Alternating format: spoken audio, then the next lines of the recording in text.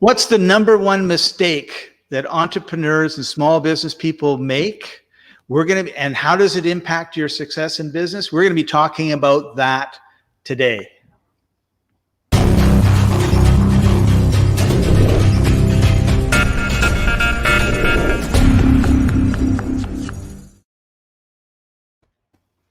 Welcome, everybody. I'm Scott. He's Chaffee. We're the Business Success Show. And the number one mistake people make, Chaffee, in business is not listening to you, Scott.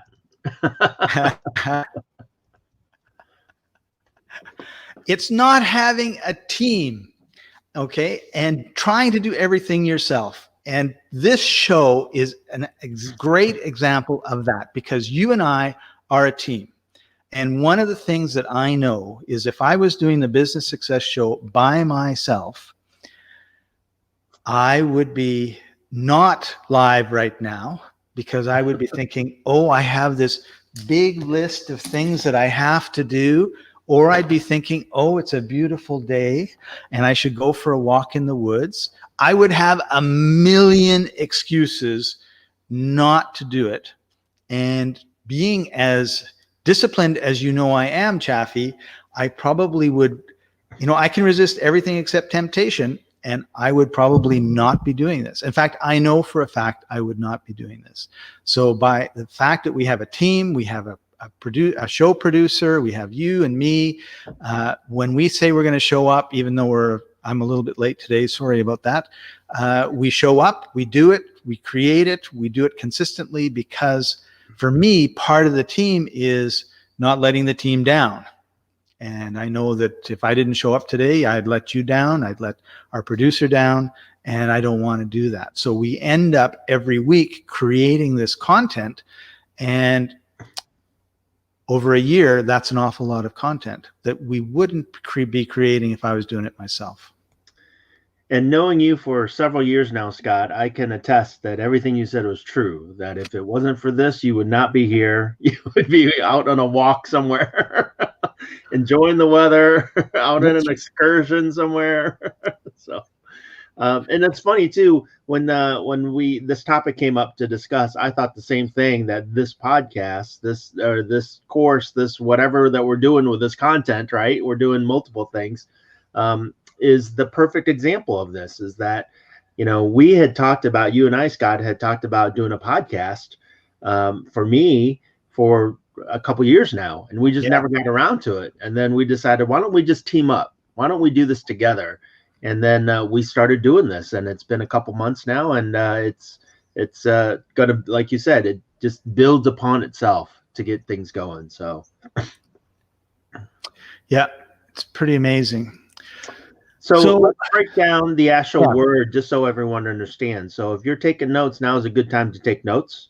I just want to make sure that everyone understands, and this is the common phrase for team. What does team stand for? And the word team itself stands for together, everyone achieves more, right? Together, everyone achieves more. Or, some people actually take it a step further and say, together, everyone achieves miracles. Because we've talked about goal setting in the past, Scott, and one of the things that I had mentioned was that when you set your goals, you want to set some personal goals for yourself. Only when you set goals that are so big that you alone cannot achieve it, it forces you to find other people to work with in order to achieve those goals. It creates this impetus for you to go out and actually create more success, because now you have to find other people to help you build even more. And so, when you're working together with the right people, you end up creating a lot more than if you were just by yourself. Yeah, that's a really, really good point. And when you set those goals with the other people on your team, like my goal might have been, let's just record once a month. And then we get together and you go, well, and then there's all these reasons why weekly is better. And now my goal became better and bigger because of our teamwork, as opposed to me sitting down there and just trying to figure it out all by myself. Well, Scott, let's go back a few years when I first started working with you. You were doing everything, Like you were recording the videos, you were editing the videos, you were posting the videos, you were commenting the videos, you were transcribing the videos, you were doing everything yourself. And now, can you imagine yourself doing that with all the clients that you're working with and everything that No, you're, on your list? no. So you had to build a team, right? In order for you to grow, in order for you to progress in your own business, you had to build a team around that. And so that's what it's so important, that if you want to be successful in anything that you're doing, is you got to have the key members in mind, even if you don't have them yet, right? Even if you haven't Right. found them yet, right? You need to write them down, and what are the roles that each person should be responsible for, or that you need filled, so that you can look for that individual and fill that spot. And I look at it from a slightly different perspective, Chaffee, in that if you do what you just said, if someone does what you just said, and we've got these people and these are the roles, I think that as we go through our day, those people are like presented to us. But because I don't know that I need, say, a video editor, or I need a writer, and I haven't really thought about it, and I haven't sort of got my mind around that, then these people come through and they would have been awesome, but I miss it because I haven't done what you just said. And I think that's another thing that's really really important, a really important aspect of it. It's not just looking for them and finding them, it's they come into your life and you either ignore them or you say, oh yeah, I really need you to do some things for me. But if you haven't spent that time to say, okay, these are the jobs that I'm doing, and and I need those jobs done. I was talking to a client the other day, and he was telling me, he says, yeah, like I'm way overworked. I need a lot of help. Unfortunately, this job that he was describing, I'm the only one that can do it. And I said, well, are you the only one that can do it? Or are you the only one that can do, this 5% of the job? Because what about someone doing this 5%, someone else doing that 5%? And he was like, oh yeah, because it's a process, right? And he was like, oh yeah, you're right. If they did that, and he had never broken it was one job, right? He had never broken it into little pieces. And when you break it into little pieces, all of a sudden it's like, oh yeah, like I don't need to do that. For example, we do quotes for a lot of our clients, because they'll do this half an hour long live stream, and they'll say some pretty amazing things. And we try to pull those out, make a picture of them, have the quote up, and like that would be really long, arduous job for me to do, right? But Cherub and a few of the other people, they go through it. We do a transcription. They'll look, they'll edit the transcription as they're editing, and they'll pull these quotes out. They put it into a Google document and they send it to me, and then I will take the quote. I'll spend 5 minutes and I will go through like 10 or 15 of them, and I will massage them, because the way we say it isn't quite as good as the way we read it, right?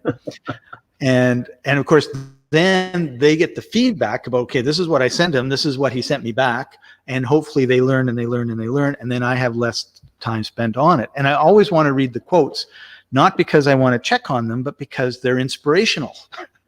Right? I can use inspiration just as much as our audience can use inspiration. I go, oh, that was really cool, I really like that quote, and away you go. But that was an example for me of a really value add that we're adding to our clients, that if I had to do it myself would take me hours and hours and hours and hours and hours.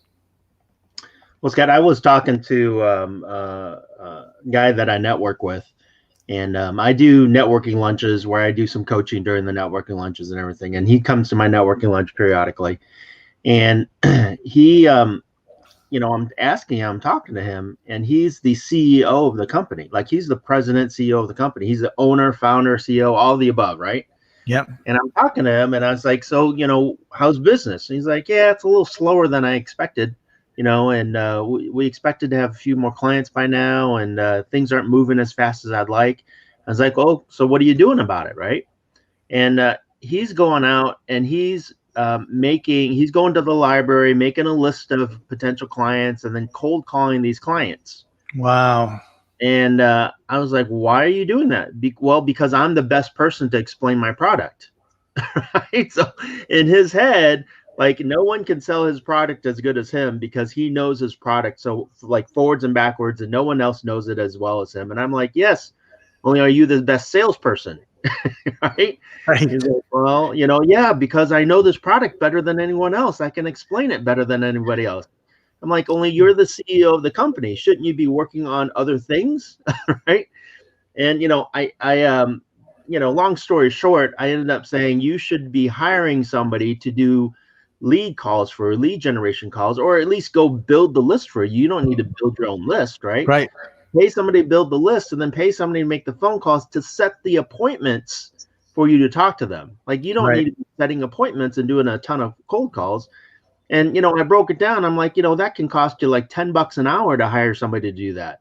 And in the grand scheme of things, while that you're paying somebody $10 an hour to set the appointments, you should just be focusing on doing appointments, because that's where all the money is, right? If you do the Right. appointments, Yeah. close the deals, and finally sunk in He his could be head, making thousands of dollars an hour instead of spending Yeah. from his $10 an hour spend. Right. So he was spending all this time, doing all the stuff that he shouldn't have been doing. And when you think about, hey, if I just hire a team member, or even if you don't hire somebody, maybe you can barter with somebody, or maybe you can partner up with somebody. Because I know sometimes when you're, on a budget and you don't have a lot of funds, then you have to come up with creative ways to figure out how to work with people. Right. Right. And I know a lot of companies, a lot of people that I know that are small business owners, that's what they do is like, if you can do this, like if somebody already else has a team set up, right, maybe I can provide some of my services for them and they can provide some of their services for me, and we do an exchange of services versus me actually having to come out with an outlay of money, which some people are tight on. So Right. there's many ways of doing that. Only, again, getting it in your head that you're not the only one, that you should build a team and let that team help you. That's going to help you grow your business a lot faster. Absolutely. So Chaffee, so here is the problem. We have these entrepreneurs, they're solopreneurs, it's just them, or maybe them and their spouse, or their family, or a small group, and they don't necessarily have training on team building. So what are some of the things that they should be doing? Because there's nothing worse than spending a lot of time training somebody and then have them leave because you're a bad boss, or they're not happy in their job, or they get a better offer somewhere else. There's no loyalty. What are some of the things that we can do to build teams that are strong? Well, first and foremost, as you said, Scott, I would look at yourself and see what kind of boss you are, right? Like, how would you as an individual like to be treated? And are you treating other people the same way? Now, one thing that I will say is that it's funny. You could ask people, like, what are you looking for in somebody? And they'll say, I'm looking for somebody that's on time, that, I can trust, that is going to be, do everything I tell them to do, that, they'll have this whole list of things that they're looking for in somebody, right? And then you ask them, well, do you do all of that, right? And the answer is typically no. Sometimes they're late, and so it's like you're looking for a perfect individual when you yourself are not that perfect individual. And what happens then is that they're never going to find that perfect individual. They're never going to find that perfect person. And so they give up looking for that perfect person, or they find somebody that has certain flaws. And instead of working with that individual to figure out the solution to those flaws, they end up saying, oh, this isn't working out, and they give up. Right. And so first and foremost, look at yourself to see how your behaviors are and see how that translates. And here's the question I always ask myself is, are you somebody that you would like to hire? Are you somebody that if you hired yourself, would you fire yourself by the end of the week? Or is that somebody you're like, oh, thank goodness I hired somebody like this, right? And so first of all, reflect who you are before you start looking for other people. And that's a really difficult thing to do.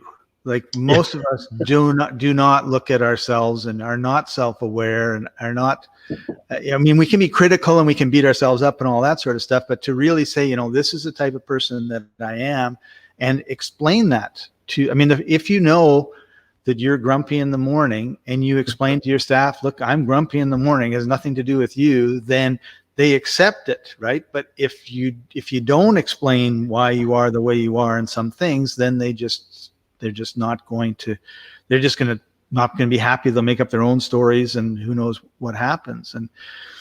And you want to have a good fit. Right.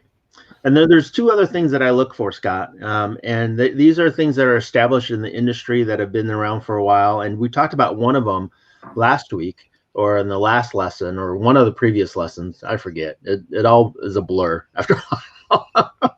Only we talked about this earlier, which is emotional intelligence, right? And so you're looking for somebody, you're looking to understand their emotional outset, their emotional power, their emotions on how they react to certain things, and seeing if you can communicate with them in that level. And then the other thing, I'll just throw that out there right now, and we can discuss it in further detail, Scott, is something I call the DISC model, right? And the DISC model is DISC, right? And this is a model that's been used for decades. It's a sales model to determine personality types. We talk about different personality types. There's different personality study tests out there that you might have heard of, like Briggs-Myers test. Only the DISC model is something I use because it's so simple to understand, and it really helps you identify the type of personality somebody is very quickly, so that when you're interviewing them and you only have half an hour to sit down and have a conversation, you can immediately identify what kind of personality they have to see if that's going to mesh with you, and also to see if you can communicate with them. Because sometimes, would it also help with, like, for example, if a salesperson and a bookkeeper tend to have very different types of personalities, like if we want to generalize it, right?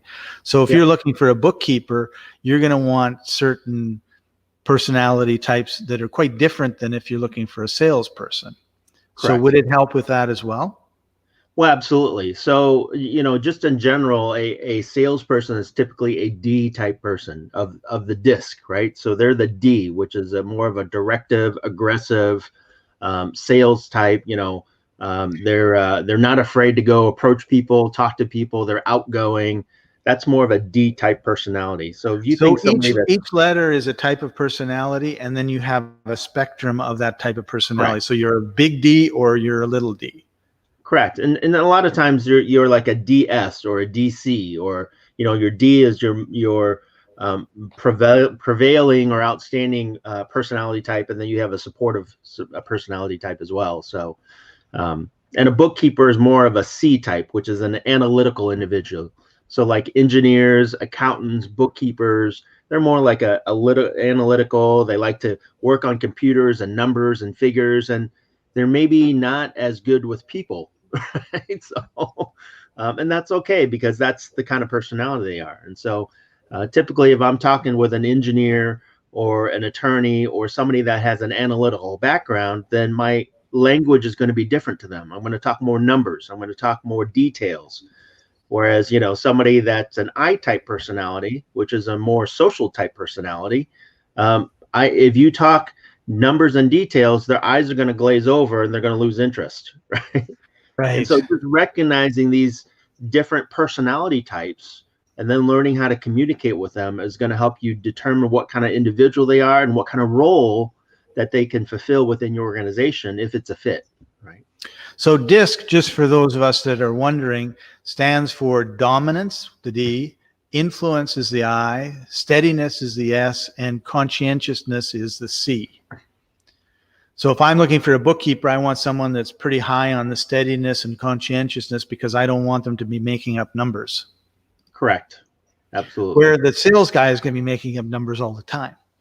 They don't make up numbers. They make up statistics, because statistics are made up, right, Scott? 89% of statistics are made up. I heard that somewhere. On the spot. Mm-hmm.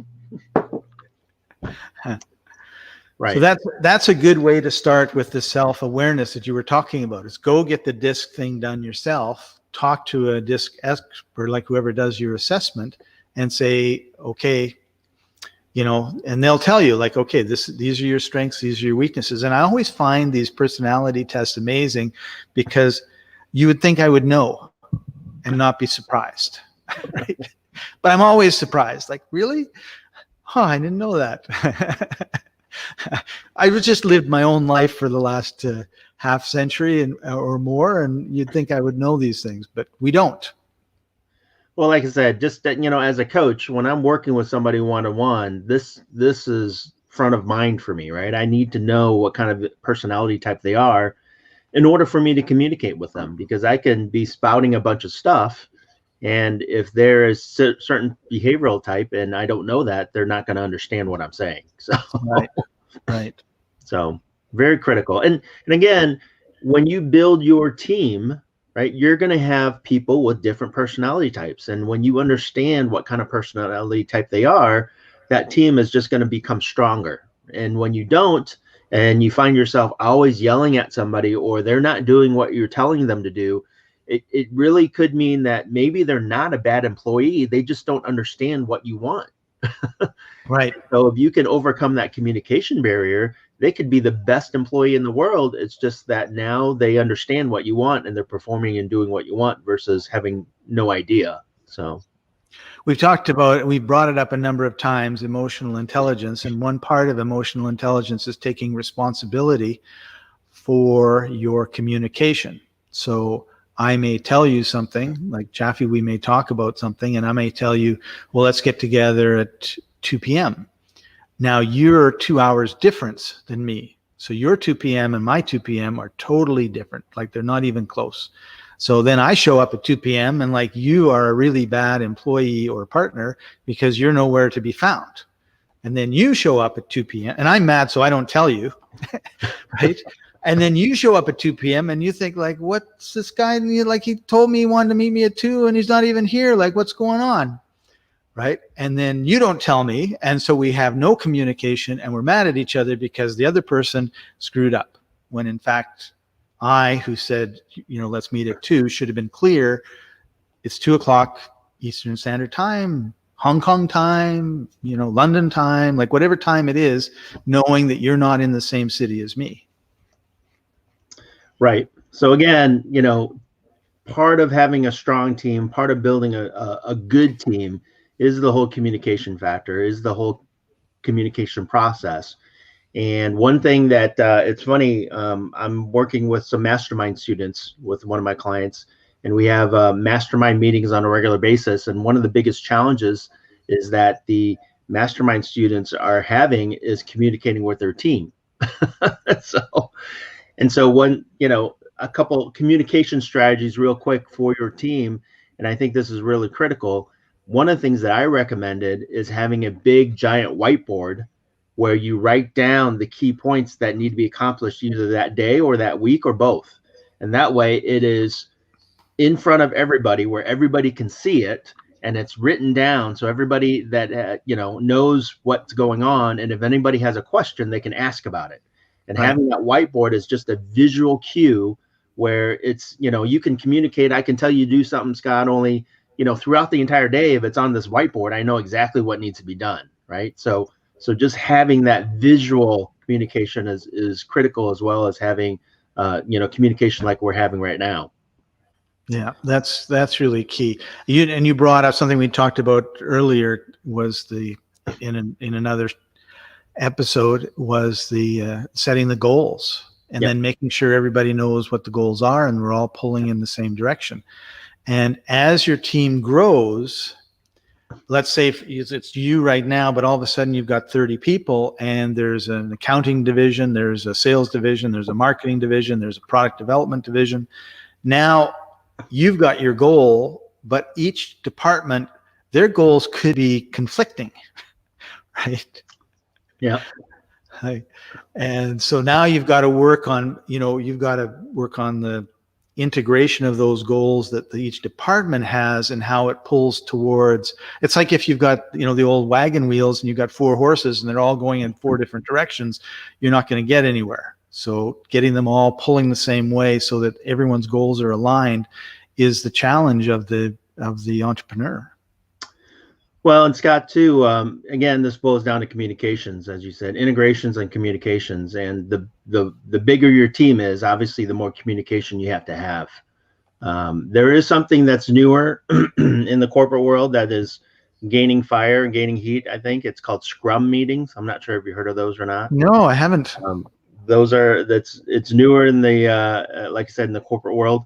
And Scrum meetings are basically, instead of when I was in the corporate world back in the 90s and early 2000s, we would have meetings to schedule meetings, right? And so it was like, these hour-long meetings, and you'd get off topic and all this kind of stuff. And so, since then they've developed different methods and strategies for having effective meetings. And one of them is Scrum meetings. And there's 4 different types of Scrum meetings. I won't go through all of them. Only one of them is a standing meeting. And so you have a 30-minute standing meeting where everyone is around, like I say, a whiteboard or something, and everyone stays on topic and just talks about that. And the reason that you do it standing is because, one, everyone gets tired and wants to be done with the meeting. There you go, right? And so it makes it a lot more effective. And when everyone is focused on 1 or 2 topics and staying on topic and going around and sharing what it is. And so side conversations are immediately cut out. Right. And so it's a very effective 30 minutes once a day in the morning to get everyone's tasks done. And I would actually recommend, if possible, if everyone leaves at the same time, is having those in the evening, so you know what to do the following day versus waiting until the morning the next day. Right. And so having just 30 minutes with your small team, and then, obviously if you're going to have 50 to 100 people, you want to have different teams, management teams, and middle management teams, and then managers with their employees, kind of thing. Only having these 30-minute meetings where everyone's standing up and focused on a topic of what to do, those have become very effective communication tools for team members. So. Yeah, you remind me of when I was running my grocery stores. They made this change. They said, we want you to have a management meeting. So your deli manager, your meat manager, your produce manager, your assistant manager, you all meet and you talk about what you did last week, and they have this whole thing, right? So I went around to everybody in my store and I said, what do you think of this? No, we shouldn't do this. And they go, oh, okay. And I wasn't about to push it. And then a couple times my boss would come in like 6 months later, are you doing this? And I go, no. And he said, well, you really should. And other people in the upper management would come by. And so I thought, well, okay. So I went around again and I said, we want to have this Monday morning meeting. What do you think? And they all said, yes. And we're like, what's changed? Right. And they said, well, when you have a meeting, you have a list of things you want to talk about. You talk about the list, we discuss them, and then we go. And so it's not an all-day affair. So we don't mind having these meetings. And I thought, why did you think it would be anything different? Now, of course, you have to understand, I was just new at this store and another manager had left. So that manager had gone 100 kilometers down the road, and I had to go to his store one Monday morning. I don't know why. And I got there around noon. And so I interrupted his management meeting, which had started at 7. Oh my gosh. 5. So I was there because of the meat. I needed something with meat that had something to do with the meats. And the meat manager, when he saw me, his eyes lit up. He jumped up and he said, I'm sorry, Mr. whatever your name is. I got to go and look after Scott here. So see you later. And he was like a shot. He was out there before anyone could say a thing. And then I realized, like, this guy, he would talk about like so many, like the grocery specials, and the meat manager is like totally bored, right? But he would have these massive long meetings. And they were usually 15, 20 minutes and we were done. So that becomes down to the self-awareness again, right? If you cannot organize a meeting properly and they're taking 5 hours, your staff is not going to be wanting to do that because you're wasting their time, and they know they've got to actually go do the work, and they can't do the work when they're in that meeting with you. So keep them short, sweet, to the point, and effective. Like, make sure like everybody has an opportunity to talk about something, get things off their chest and everything else. I'm not saying make it short and cut them off. If somebody's got something that's bugging them, like, you got to get it out, or else who knows what they'll do. And you don't want that. But to me, it was just absolutely astounding that someone could actually I couldn't have a 5-hour meeting if I tried on what we were supposed to be talking about. So I don't know what he was doing. That's funny. Let me throw a couple more concepts out there, Scott, before we have to run here. Okay.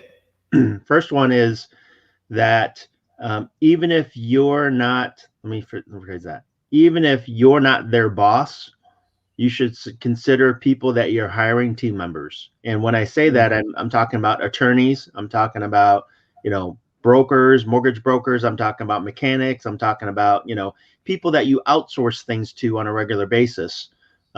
They can be considered your team members, even if you're not their boss, right? They're providing you a service and you're working with them. And so building a good relationship with them, they might have their own businesses, right?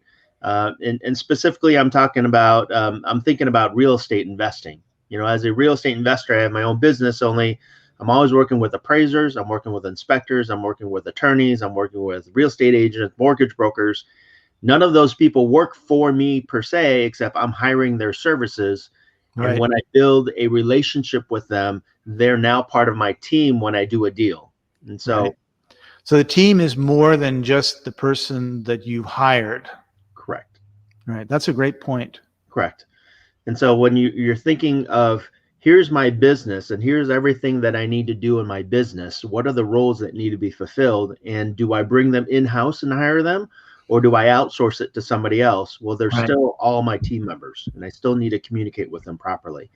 And I'll give you a good example too, is that I had an accountant, and it drove me nuts that he was a great accountant. He knew all the stuff that he needed to do. He knew his numbers. He, gave me a good price and everything, except he was horrible at returning my messages, right? And it drove me nuts because if I had a question, I'd have to call him 10 times before he got back to me.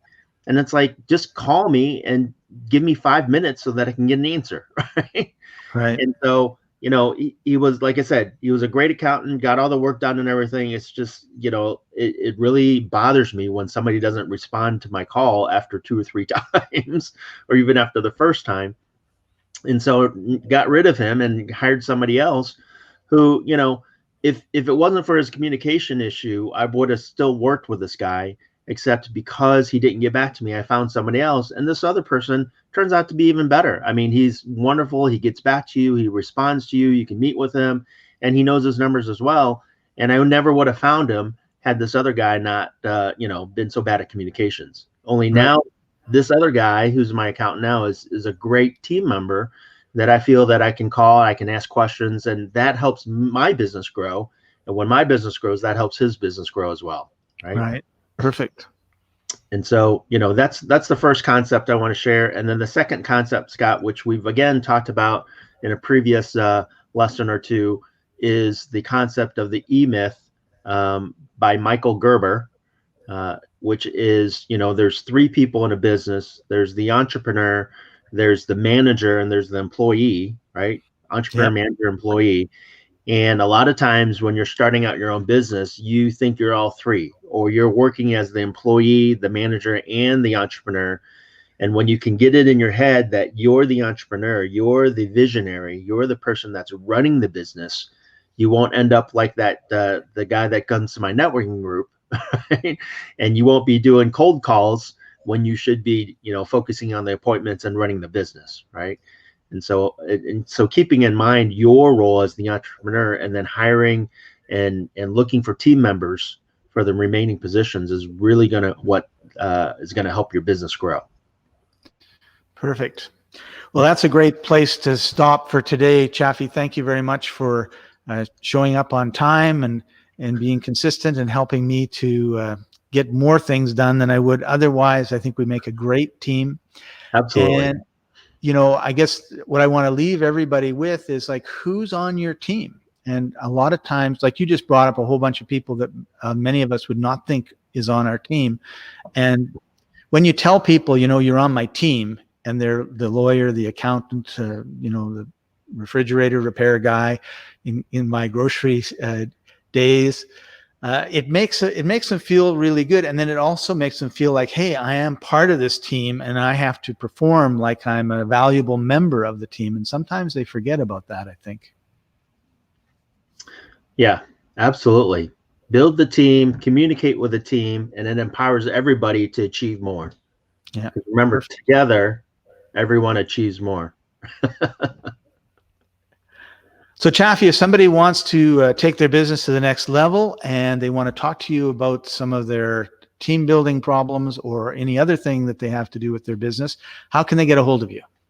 Definitely check out my website at www.keyconceptcoaching.com. And if you'd like to have a conversation, just go to www.keyconceptcoaching.com/schedule. And then you can see my calendar, pick a time. I'd love to sit down and have a chat with you. Awesome. Thanks for joining us, everybody. This has been Business Success with Chaffee and Scott, and we'll see you next time. Bye-bye.